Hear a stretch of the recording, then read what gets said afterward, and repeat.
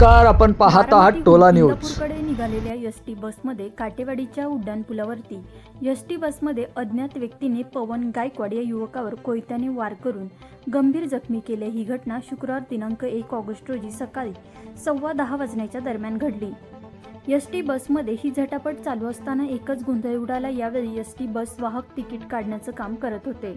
या गोंधळामुळे काटेवाडीच्या उड्डाणपुलावर ST bus थांबवण्यात आली। कोयत्याने वार झाल्याने पवन गायकवाड रक्तबंबाळ झाले होते।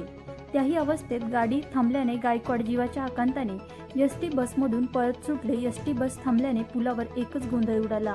त्या गोंधळात कोयताधारक अज्ञात युवक त्याच्या विरुद्ध दिशेने पळून गेला।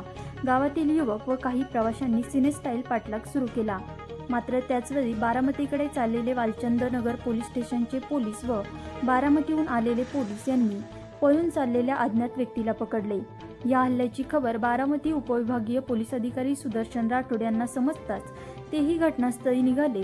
त्यांच्याबरोबर पोलीस निरीक्षक वैशाली पाटील व पोलीस उपनिरीक्षक कल्याण शिंगाडे यांनी घटनास्थळी भेट देऊन आरोपीस ताब्यात घेतले व जखमींना प्राथमिक उपचारासाठी प्राथमिक आरोग्य केंद्र काटेवाडी येथे उपचार करून गंभीर जखमी झाल्याने बारामतीच्या शासकीय रुग्णालयात पाठवले, तर अज्ञात व्यक्तीलाही ताब्यात घेतले आहे। जखमी पवन गायकवाड हा जळोची तालुका बारामती येथील रहिवासी आहे।